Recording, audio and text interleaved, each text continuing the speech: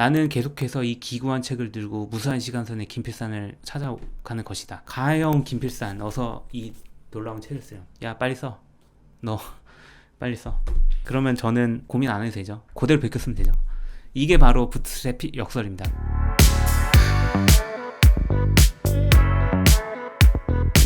안녕하십니까, 김필산입니다. 저번 시간에 이어서 저의 소설 엔트로피아 작중작의 세 번째 얘기, 현대물이죠. 현대물, 현대 타임머신물, 두 서울전쟁, 그거에 대해서 얘기를 해보려고 합니다. 시간과 자유의지에 대한 책이다. 두 서울전쟁에 등장하는 책은 요런 책입니다. 시간여행 시대의 국제정치와 국가의 정의, 완서준, 김신주, 공저, 이렇게 나와있네요. 네, 요 등장인물이죠. 어떻게 보면 뭐 정치학 교과서 같기도 하고, 그죠? 첫 번째 등장인물 김신주라는 교수인데요, 작중에 이런 얘기를 했습니다. 국제정치에는 부모도 자식도 없다. 오직 국익만이 존재할 뿐이다. 이런 얘기는 모델이 있어요. 헨리 키신저라는 현실주의 국제정치학, 굉장히 유명한 분이죠. 미국의 국무장관으로서 욕도 많이 먹고 노벨상도 타고 전 세계를 좌지우지하던 그런 분인데, 요 분이 이런 얘기를 했습니다. 미국에게는 영원한 친구도 적도 없다. 오직 국익만이 존재할 뿐이다. 똑같은 얘기를 했습니다. 자, 그 다음 두 번째 주인공 완서준이죠. 얼굴이 서양과 동양인의 혼혈로 생겼나요? 사실상 한국인의 피가 없는 베트남인과 미국인의 혼혈인데, 그럼에도 불구하고 완서준은 신세대 MZ세대는 아니지, 그 시대가 어느 시대인데, 그런 신세대의 상징으로서 한국인임을 주장을 합니다. 완씨가 그 베트남 성이에요. 그 응우엔이라고. 응우엔을 한국의 발음으로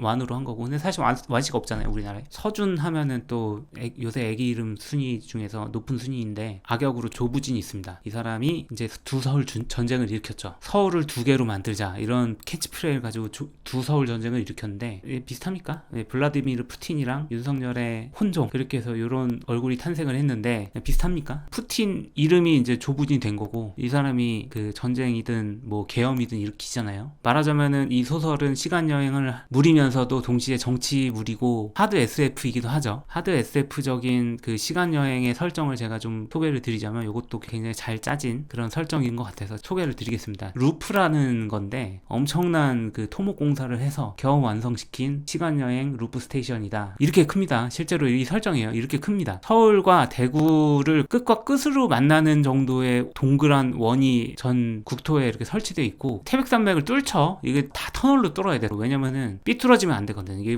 정확한 원이어야 돼서. 여기도 보시면은 막 바다까지 이제 건너잖아요. 이 정도의 그 다리까지 건설을 해야 되는, 지름 거의 245km에, 미국에도 이런 게 있습니다. 사실상 미국에는 이게 원조예요. 이게 전 세계에서 처음으로 만들어진 뉴욕 펜 타임트론인데, 이때는 또 기술이 그렇게 발달하지 못해서 536km 정도는 돼야지 이게 작동할 거다라고 이제 한 거야. 그래서 미국 국토를 이 정도로 가로지르는 엄청난 루프 스테이션을 만든 겁니다. 5대5의 1.2호라 그러죠. 1.2호를 뚫고 다리를 건설하고 캐나다 국경까지 넘어서 엄청난 길이의 타임트론역을 했는데, 우리 사실 타임트론이라고는 작품에서는 얘기를 안 하거든요. 근데 아마도 제가 구성하고 있는 다다음 소설에서 타임트론에 대한 본격적인 설정을 좀 풀어볼까 하고, 소설에도 나오죠. 이안 미친이라고, 더 퓨처리안이라고 나오는데, 누구 닮았습니다. 일부러 이렇게 AI를 이용해서 이렇게 일부러 떠오르시는 그 머스크 형님을 닮게 만들었는데, 이 사람이 주인공을 하는 시간의 발명가라는 소설을 지금 쓰고는 있는데,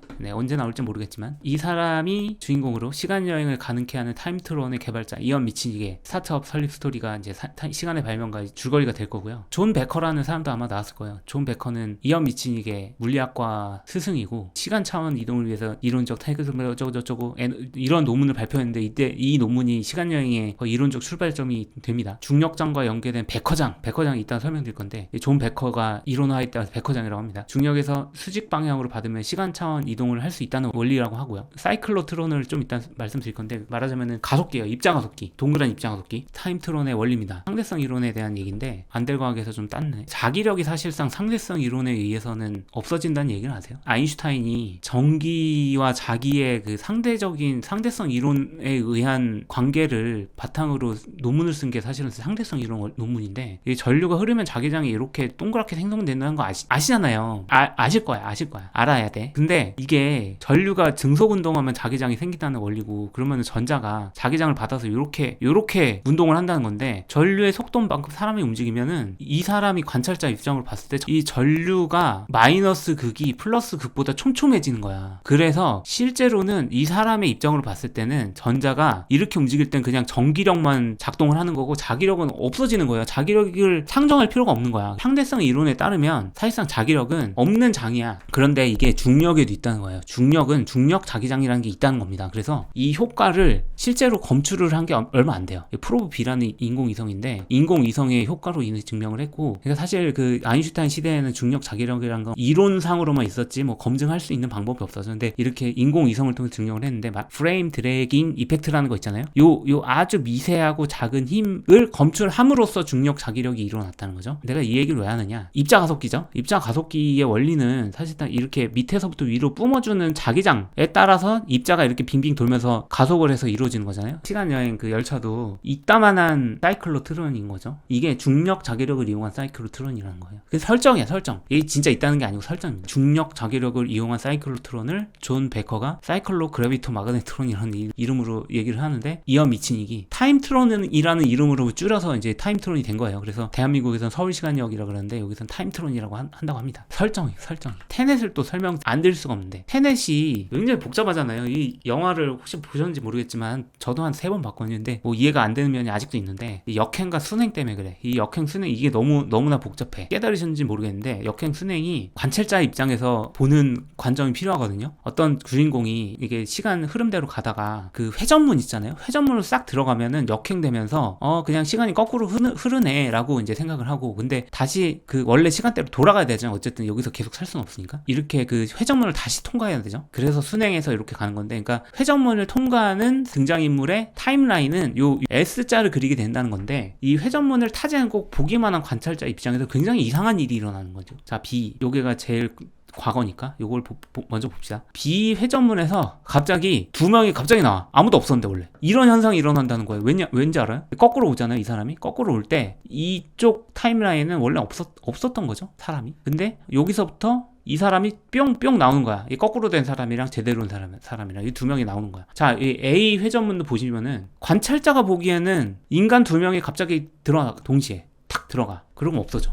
이런 현상이 일어난다는 거예요. 그래서 이 현상을 이해를 해야지 테넷을 어느 정도 이해할 수 있다. 뭐 이런 말씀을 드린 거고. 근데 이 테넷의 이 효과가 사실상 시간 열차, 타임트론 열차에도 일어난다고 합니다. 설정이. 자, 열차 승객의 입장에서 볼게요. 이 타임트론은 이게 동그랗게 돼 있죠. 플랫폼이 이런 데 있겠죠. 타서 이렇게 돌다가 서서히 속도가 오르고, 열차가 시속, 이게 설정입니다. 3114km/h는 돼야지 이제 시간이 과거로 가도 미래로 가도 한다는 거고, 속도가 점점 오르고 열차가 시속 3114km/h에 도달을 하면은 안쪽으로 도달하는데 여전히 돌죠. 3114km/h로 돌지만 주변 풍경이 과거로 거꾸로 돌아가는 그런 현상이 이거는 뭐 이해할 수 있죠. 뭐 그렇지, 뭐 그렇게 되겠지, 뭐 그런 거죠. 근데 관찰자 입장에서 봐야 되니까 진짜 이상한 일이 일어나는 거예요. 관찰자 입장에서, 자, 안쪽 선로 파란색이 반시계 방향으로 돌던 열차가 있어. 뭐지? 이거 계속 돌고 있었어, 아까부터. 이건 뭔지 몰라. 무슨 열차겠지. 뭐 그래. 근데 엄청나게 빨라요. 3114km/h보다 훨씬 빨라 보여. 그런데 이제 어떤 열차가 이제 출발했어. 과거로 향하는 열차겠죠. 이 열차가 이 바깥 트랙을 이제 이 방향으로 돌죠. 점점 오르다가 열차가 시속 3114에 도달한 순간에 안쪽 선로에 진입을 하는 거야. 그러면은 두 열차가 충돌할 거 아니야. 근데 갑자기 사라져. 두 개가 충돌하는 순간 갑자기 사라진다는 얘기. 요런 테넷의 설정이랑 비슷한 현상이 일어난다. 그런 그 설정이 따로 있다. 두서울 전쟁에는 그 설정이 드러나 있지 않습니다. 근데 아마 이런 현상이 일어날 것이다 라고 제가 미리 다 설정을 짰고, 나중에 어떤 작품을 통해서 이걸 설명드릴 일이 있겠죠. 자, 시간여행 SF 설정에 대해서 또 알아보도록 하겠습니다. 시간여행 SF를 쓸 때 2가지 역설을 굉장히 주의 있게 봐야 돼요. 이게 역설을 해결하든지 아니면은 역설의 모순을 안고 드러내지 않고 가든지, 그건 작가 마음이겠지만 이거는 알고 있어야 된다. 첫 번째로 부트스트랩 역설이 있습니다. 부트스트랩이 뭡니까? 이 부츠의 끈, 스트랩, 그거를 잡아 당기는데, 잡아 당기면 뭐 발이 뭐 떠오릅니까? 안 떠오르잖아요. 근데 부트스트래핑이라는 거는 내 부츠의 끈을 잡아 당기면은 내가 떠오른다는 거야, 공중으로. 그러니까 자기가 자기를 잡아 당기는 그런 현상을 부트스텝이라고 하는데, 미래의 내가 김필산이 엔트로피아 이 책을 갑자기 가져와 나한테, 과거에. 야, 너 이거 써. 그대로 베꼈어. 할아버지 역설. 내가 과거로 돌아가서 내 할아버지를 죽게. 그러면 나는 어떻게 되죠? 그러면은 그 할아버지를 통해서 우리 아버지가 나오고 내가 나오는데, 그러면 뭐 어떻게 되는 거죠? 내가 없어집니까? 그런 역설입니다. 부트스트랩 역설의 가장 대표적인 영화가 타임 패러독스라는 영화인데, 이거 뭐 끝내주죠. 네, 이거 원작 있습니다. 하인라인의 All You Zombies라는 단편 소설이 있고, 그거를 바탕으로 영화를 만든 거고, 뭐 자세한 얘기는 내가 할아버지고 그 할아버지를 낳은 자식이 나다, 뭐 그런 얘기랑 비슷하다고 보시면 돼요. 네, 한번 읽어보시면 좋을 것 같아요. 자세한 얘기를 드리지 않겠습니다. 왜냐면은 이거는 스포일러에 해당하기 때문에. 우다영 작가가 이 책에 뒤에 추천사를 썼습니다. 요거 뒤에 있습니다. 요거 한번 읽어보시면 재밌는데 굉장히 잘 써주셨죠. 요것도 부트스트랩 역설을 바탕으로 써주신 추천사입니다. 나는 계속해서 이 기구한 책을 들고 무수한 시간선의 김필산을 찾아가는 것이다. 나는 시간의 결만큼 복잡한 마음을 가라앉히며 이렇게 속상했다. 나한테 속상했다. 가영 김필산, 어서 이 놀라운 책을 쓰렴. 야, 빨리 써. 너 빨리 써. 그러면 저는 고민 안 해도 되죠. 그대로 베꼈으면 되죠. 이게 바로 부트스트랩 역설입니다. 그리고 우다영 작가님 책 많이 내셨습니다. 굉장히 감명 깊고 좋은 책들 많이 내셨고, 한번 읽어보시면 좋을 것 같고, 이것도. 그러나 누군가는 더 검은 밤을 원한다. 앨리스하고 부르면 밤의 징조와 연인들, 요거 꼭 읽어보시면 좋을 것 같습니다. 제가 그래서 부트스트랩 역설을 작품 속에서 녹여내려고 많이 노력을 했는데, 보시면은 미래에서 저자 없는 논문이 막 와요. 이게 논문에 저자가 없어. 저자가 안 써있어.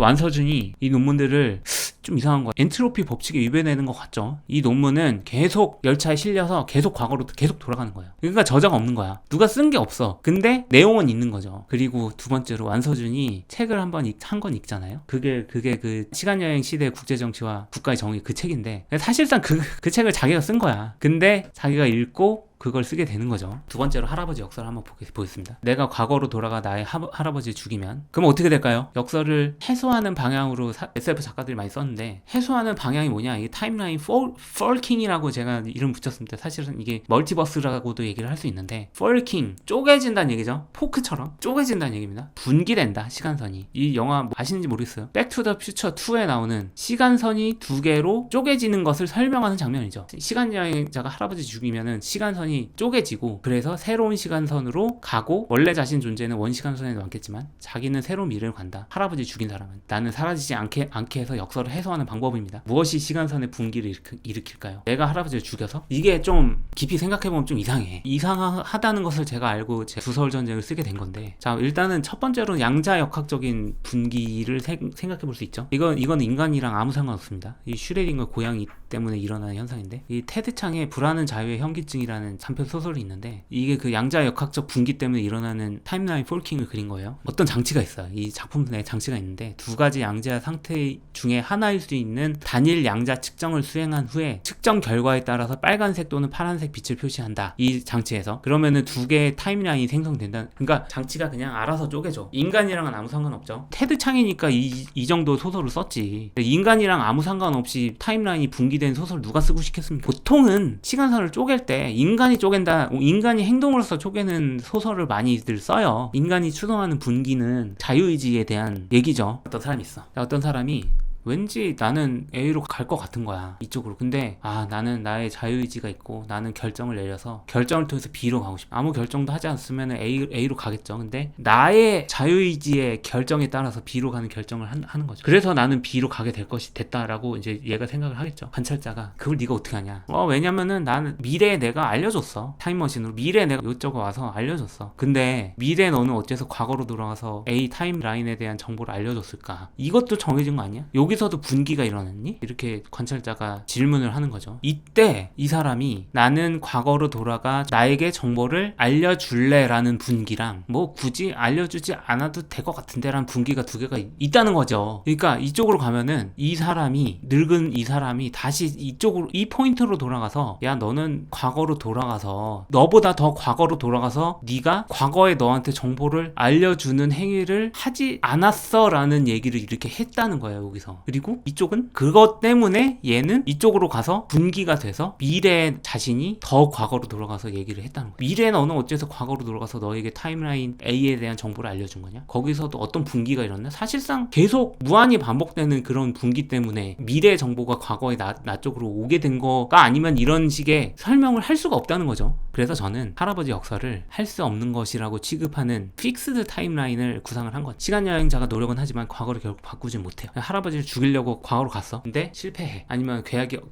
어그러짐. 그러니까 그 과거는 그냥 고정된 과거인 거예요. 그래서 현재는 그대로 유지되고 역설이 발생하지 않는다. 대표적인 영화죠. 명작이죠, 명작. 12 먼키스라는 영화입니다. 브루스 윌리스랑 브래드 피트가 나오죠. 브래드 피트가 미친놈으로 나옵니다. 결국 타임라인의 분기라는 거는, 폴킹이라는 거는 없는 거 아닌가? 라는 겁니다. 자유의지란 건 없는 거 아닌가? 결정된 거 아닌가? 우리의 자유의지가 타임라인을 분기하는 능력을 가지고 있는 게 맞는가? 라는 겁니다. 인간은 자유의지로 인해서 시간선을 분기하지 못한다는 거죠. 모든 것은 고정돼 있다는 거예요. 자유의지가 뭡니까? 여러분 정의를 한번 해보셨나요? 외부의 강제나 결정론적 인과 없이 스스로 선택하고 행동할 수 있는 능력, 이걸 자유의지라고 하겠죠. 이게 이 타임라인 폴킹에 관련지어서 이 자유의지를 생각해 보면은, 이거는 말하자면 나는 다르게 행동할 수도 있었고 그 행동에 따라서 어떤 또 다른 미래가 열렸을 가능성도 있었을지도 몰라라는 감각, 그 감각이 자유의지 아닙니까? 멀티버스식으로 자유의지를 또 정의를 해야 되는 거예요. 사실상 자유의지라는 거는 멀티버스 타임라인 폴킹과 관련지어서밖에 자유의지를 정의할 수밖에 없는 거예요. 자유의지란 현실의 복수의 방향으로 분기될 수가 있고 그 분기의 방향을 선택할 수 있는 자율적 주체 능력이다. 이렇게 정의를 내리는 게 진짜 정확한 정의 아닌가? 픽스드 타임라인에서 보듯이 자유의지는 없는 것 같아요. 이게 자유의지에 따라서 타임라인이 분기된다는 설정을 해놓으면은 그거는 계속 말이 안 되는 상황이 발생하는 거죠. 데니얼 데니시라는 철학자가 있습니다. 자유의지에 대한 양립 가능론을 설명을 드리면은, 자유의지를 이 사람이 인정을 하고, 그리고 결정론도 인정을 합니다. 그리고 그 자유의지와 결정론이 양립 가능하다라고 하는 게 이 사람의 관점이에요. 알 듯 모를 듯 한데, 데니얼 데넷의 양립 가능론을 바탕으로 소설을 썼고, 이 사람의 얘기를 들어보자면은 다르게 행동할 수 있었을 것, 말하자면 타임라인 폴킹이 발생할 가능성에 대한 우리의 감각, 그것의 의미를 재해석합니다. 실제 다른 선택이 일어나지 않더라도, 결정론이더라도 우리가 선택지를 고려했고 다른 행동을 할 능력이 있었고 그런 판단 과정을 거쳤다면 우리는 그 상황에서 다르게 행동할 수 있었다고 말할 수 있다. 그리고 그것이 자유의지다 라고 하는 자유의지와 결정론의 양립 가능론입니다. 소설에서 이런 얘기가 나옵니다. 완서준이 한 얘기인데, 모든 미래가 결정론적으로 정해져 있고 변하는 게 없다. 그건 비겁한 결과론적 해석일 뿐이다. 비록 역사가 바뀌지 않더라도 난 순간순간 미래를 직접 직조해 나가고 있다. 자유의지에 대한 얘기를 하는 거죠. 장군은 이런 얘기를 했습니다. 허구의 갈림길이라도 내가 그것을 선택했다고 믿으면 자유로운 의지를 가진 한 명의 인간이라는 감정으로 충만해진다. 자유의지에 대한 얘기를 하고 있습니다. 마지막으로 필경사가 쓴 엔트로피아에 대한 얘기를 해드리도록 하겠습니다. 엔트로피아라는 용어 자체가 엔트로피죠. 그냥 라틴어 여성형 어미를 그냥 붙인 말이에요. 그 엔트로피라는 용어는 루돌프 클라우지우스라는 물리학자가 만든 용어입니다. 엔트로피. 원래는 에너지라는 말의 어원인 그리스어 에네르게이아에서 여기까지 n 요걸 띄고, 그 다음에 일 움직이라는 의미로 트로페에서 n을 붙이고 엔트로페 이렇게 만든 게 엔트로피라는 용어라고 합니다. 그런데 이 사람이 역사에 굉장히 관심이 있었대요. 왜냐면은 물리학을 하기 전에 역사학을 좀 해볼까라고 생각을 했었는데, 이 사람의 역사 그 스승이 레오폴드 폰 랑케라는 굉장히 유명한 독일 역사학자라고 하네요. 레오폴드 폰 랑케가 이렇게 생겼어요. 소설에 이런 얘기가 나오죠. 어떤 게르만 역사학 레오폴드 폰 랑케인가? 박물관에 방문했고 그 보잘것없는 유물, 요거죠.